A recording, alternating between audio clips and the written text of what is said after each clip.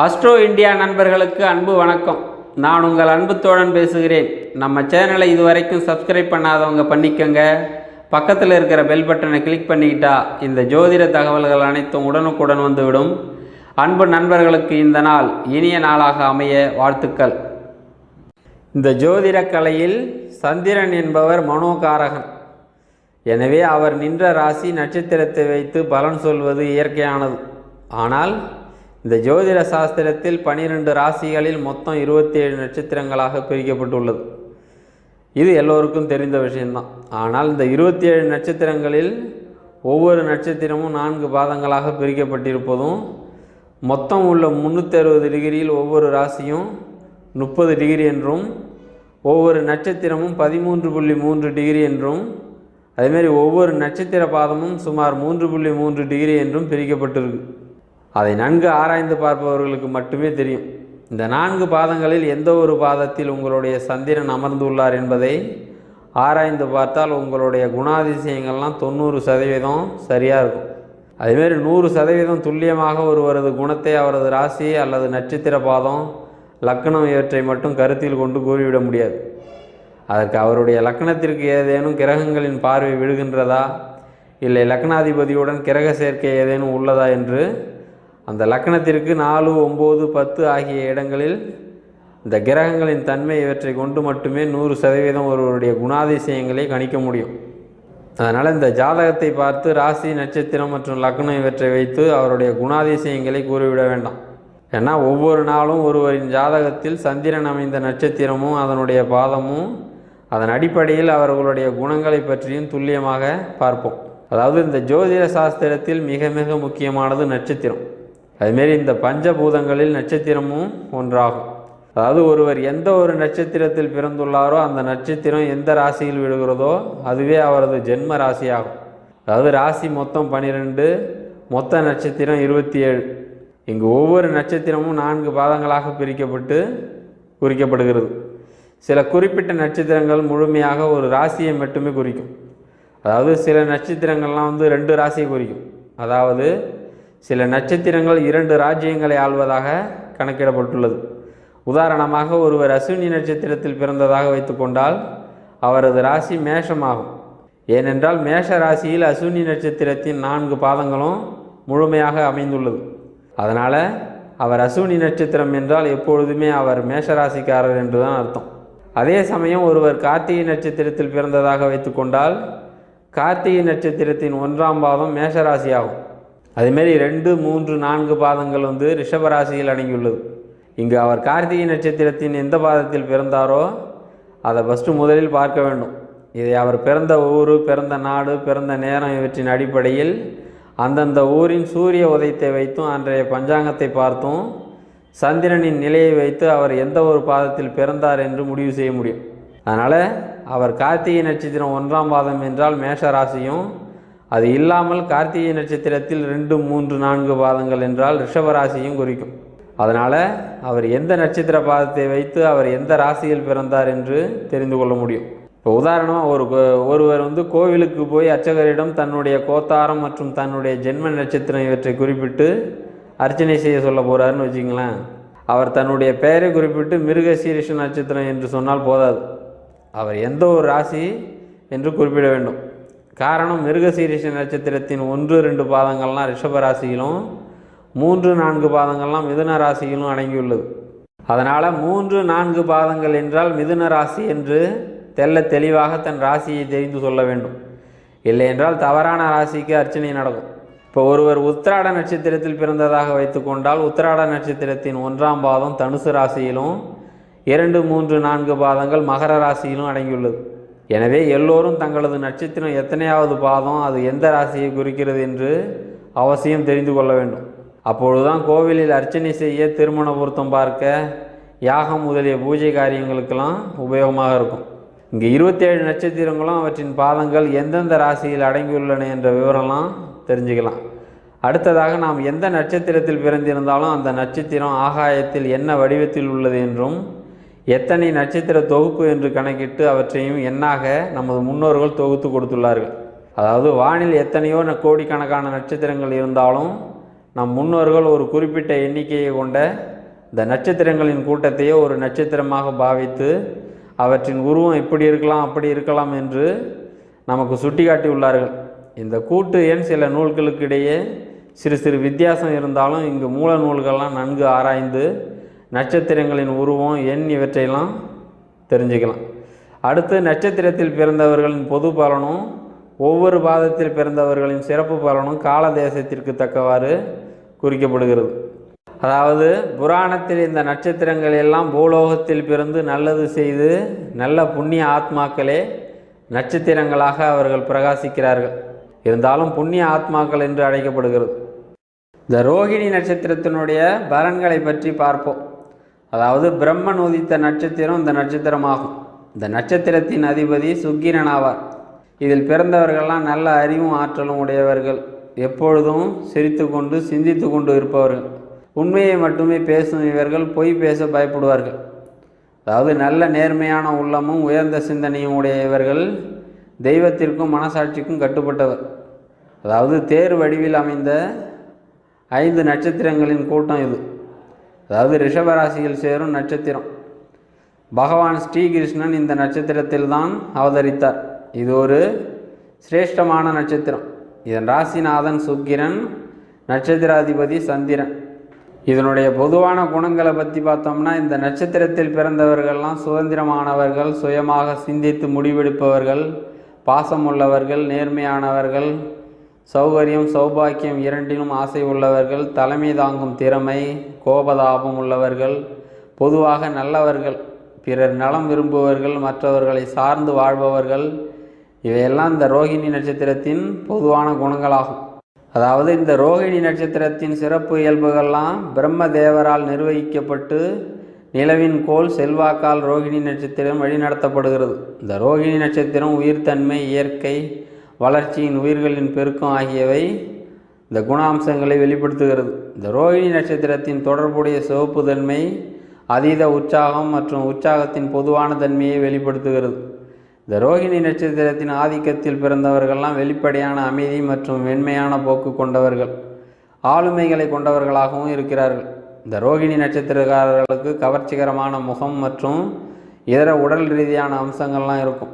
ஒரு சூழ்நிலையை தங்களுக்கு சாதகமாக திருப்புவதில் கை தேர்ந்தவராக இருப்பார்கள்.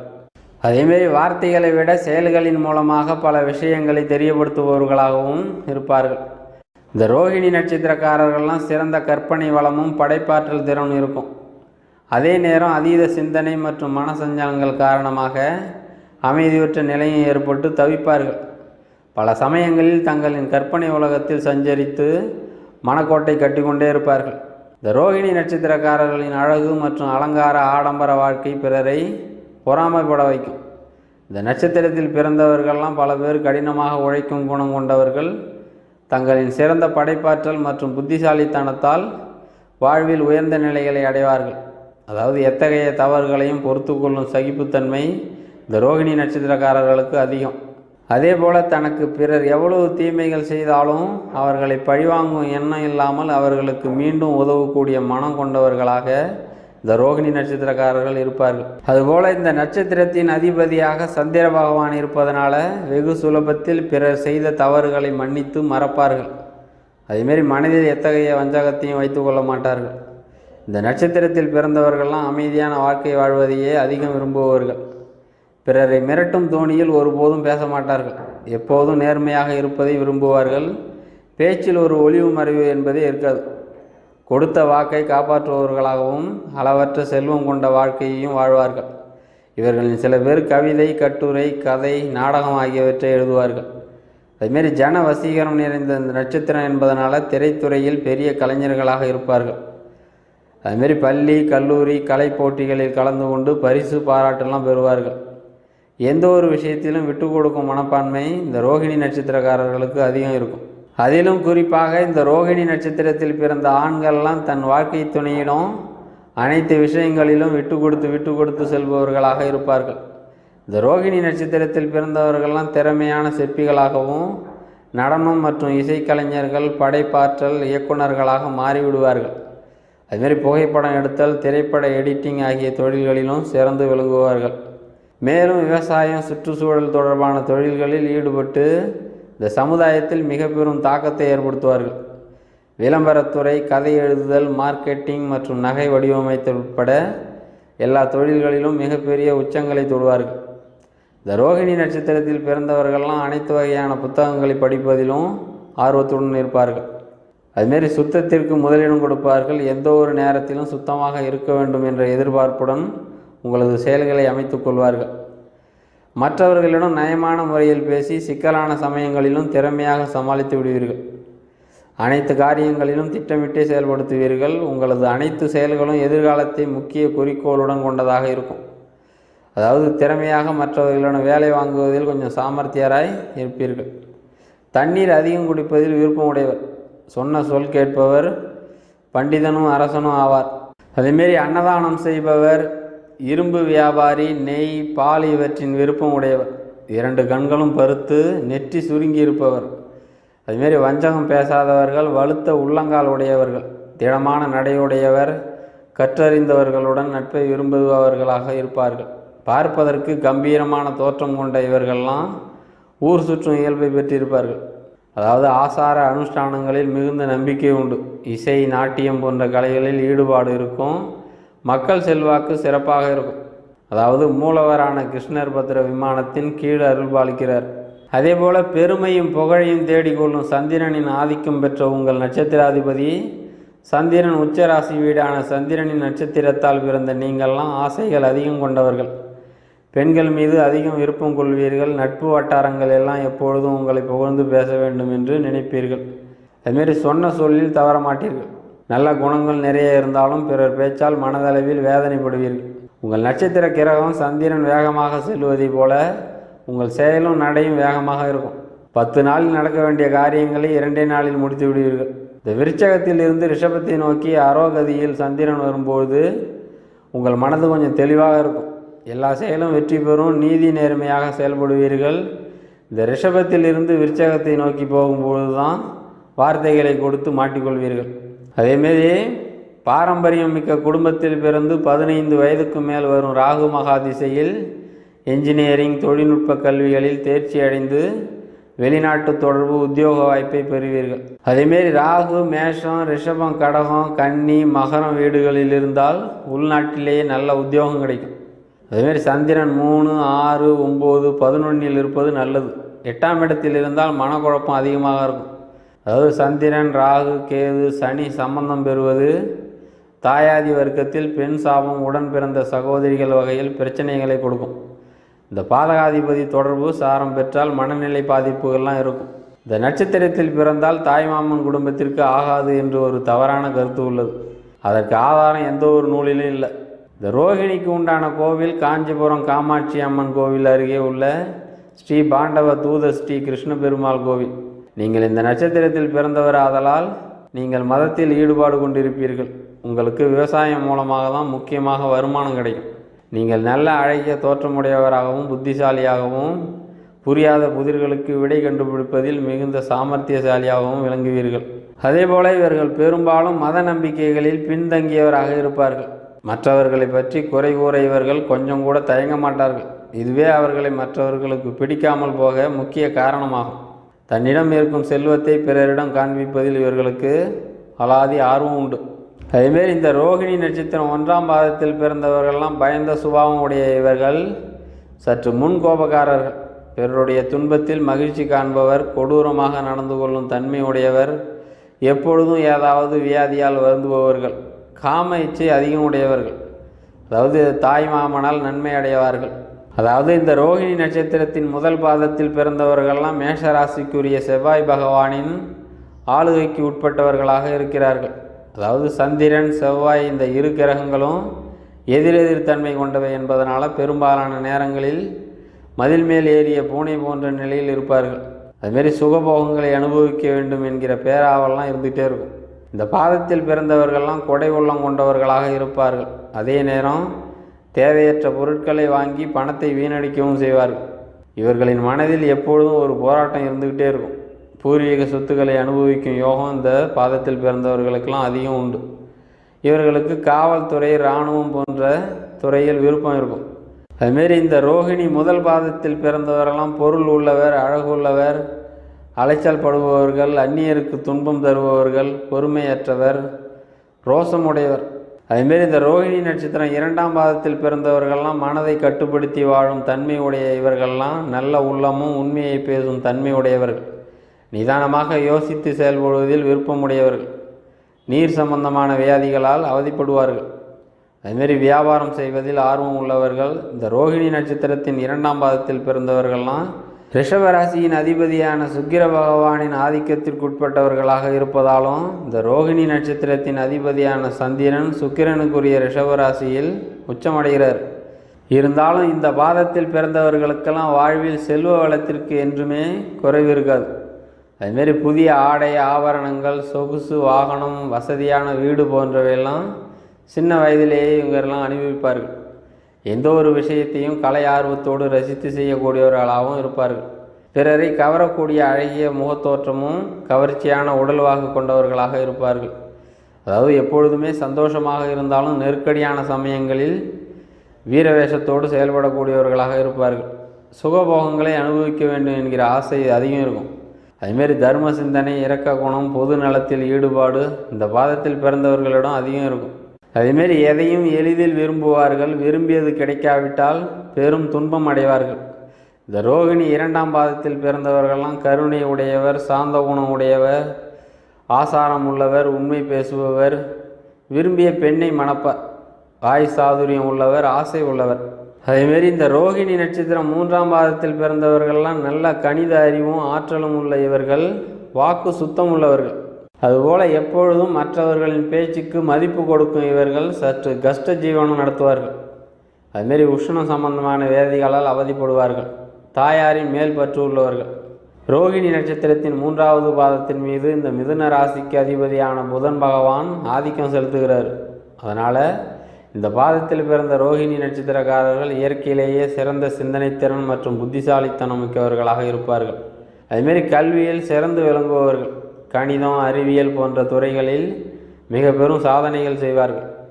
அது மட்டுமல்லாமல் ஓவியம், சிற்பம், நடனம், இசை போன்ற கலைகளில் ஆர்வம் அதிகம் இருக்கும்.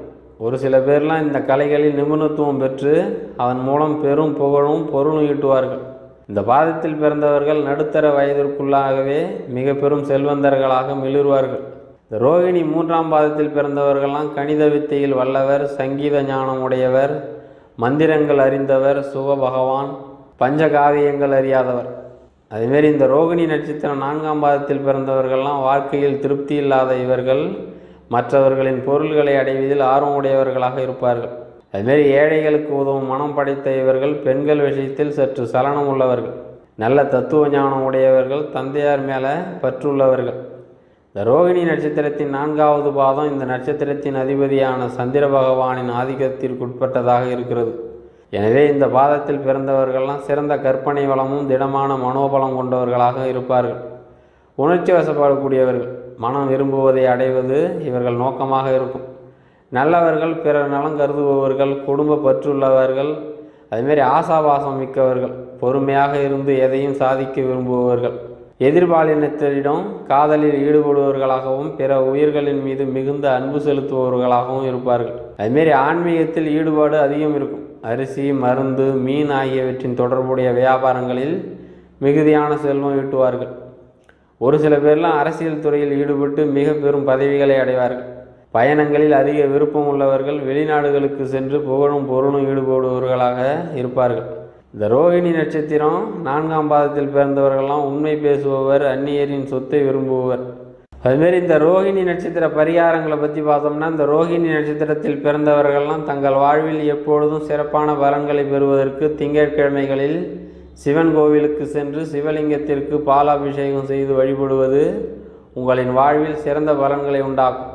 மேலும் அதே திங்கட்கிழமைகளில் மாலை நேரத்தில் நவகிரக சந்நிதியில் இருக்கும் சந்திர பகவானுக்கு அரிசி நிவேதனம் வைத்து மல்லிகை பூக்கள் சமர்ப்பித்து நெய் தீபம் ஏற்றி வழிபடுவதால் இந்த சந்திர பகவானின் நல்லருள் கிடைத்து உங்கள் வாழ்வில் பல யோகங்கள் உண்டாகும். அதேபோல் முக்கியமான எந்த ஒரு காரியத்திலும் ஈடுபடும் முன்பாக உங்கள் தாயாரிடம் ஆசீர்வாதம் பெற்று செல்வது நன்மை உண்டாக்கும். கோவில் குளங்களில் உள்ள மீன்களுக்கு அப்பப்போ பொரியை உணவாக அளிக்க வேண்டும். உங்கள் உறவுகளில் உள்ள திருமணமாக இளம் பெண்களுக்கு அவர்களின் பிறந்தநாள் மற்றும் வேறு ஏதாவது விசேஷ தினங்களின் போது நெயில் பாலிஷ், ஸ்டிக்கர் போட்டு, வாசனை திரவியங்கள் போன்றவற்றை தானமாக கொடுப்பது சிறப்பான பலனை அளிக்கும். அது ஒரு பரிகாரமாகும். அதுமாரி மாதந்தோறும் வரும் ரோகிணி நட்சத்திர தினத்தன்று உங்கள் வாழ்க்கை துணையோடு கோவில்களுக்கு சென்று வழிபட்டு வருவதனால உங்களின் இல்லற வாழ்வு சீரும் சிறப்புமாக இருக்கும். அதுமாரி இந்த வருடத்திற்கு ஒரு முறை நவகிரகங்களின் சந்திர பகவானுக்குரிய திருக்கோவில்களான திங்களூர், திருப்பதி, திருமலை ஏழுமலையான் கோவில் போன்றவற்றிற்கு சென்று வழிபட வேண்டும். எந்த ஒரு புதிய காரியத்தை தொடங்குவதற்கு முன்பும் பெற்ற தாயாரையும் தாய் வழி முன்னோர்களையும் வழிபட்டு தொடங்குவது சிறந்த வெற்றிகளை தரும். அதுமாரி கோடை காலங்களில் மற்றும் கோவில் விழாக்களில் மக்களின் தாகத்தை தணிக்க மோர் பந்தல் அமைத்து மோர் தானம் வழங்குவது நல்லது. அதேமாரி இந்த ரோகிணி நட்சத்திரத்திற்குரிய தலவிருஷ்டமாக நாவல் பழ மரம் இருக்கிறது. அதாவது நாவல் மரம் தலவிருஷ்டமாக இருக்கும் கோவில்களுக்கு சென்று நாவல் பழ மரத்தையும் அங்குள்ள இறைவனையும் வழிபடுவது இந்த ரோகிணி நட்சத்திரக்காரர்களின் தோஷங்களை நீக்கும். அதேமாரி மனநோயாளிகளுக்கு உணவு, ஆடை, தானங்கள் போன்றவற்றை செய்வது இந்த சந்திர பகவானின் அருளாசிகளை தரும். அது ஒரு பரிகாரமாக இருக்கிறது. இந்த ரோகிணி நட்சத்திரக்காரர்களுக்கு அதிர்ஷ்டம் தருவோயெல்லாம் அதுமாதிரி உங்களுடைய அதிர்ஷ்ட கிழமைகள் திங்கள், புதன். உங்களுடைய அதிர்ஷ்ட திசை மேற்கு. அதுமாரி அதிர்ஷ்ட நிறங்கள் வெள்ளை, வெளிர் நீலம். அதுமாரி அதிர்ஷ்ட எண்கள் 2, 7, 8. உங்களுடைய அதிர்ஷ்ட ரத்தினம் முத்து. அதிர்ஷ்ட உலோகம் வெள்ளி. அதிர்ஷ்ட பறவை ஆந்தை. அதுமாரி அதிர்ஷ்ட ஆங்கில எழுத்துக்கள் ஓ, வி. உங்களுடைய அதிர்ஷ்ட தெய்வம் ஸ்ரீ கிருஷ்ணர். ஓகே, இந்த வீடியோ பிடிச்சிருந்தால் லைக் பண்ணுங்கள், ஷேர் பண்ணுங்கள். உங்களது கருத்துக்களையும் கேள்விகளையும் கமெண்ட்ஸில் தெரிவிங்க. கீழே இருக்கிற பெல் பட்டனை கிளிக் பண்ணுங்கள். நம்ம சேனலையும் சப்ஸ்கிரைப் பண்ணுங்கள். மீண்டும் அடுத்த வீடியோவில் சந்திப்போம். நன்றி, வணக்கம்.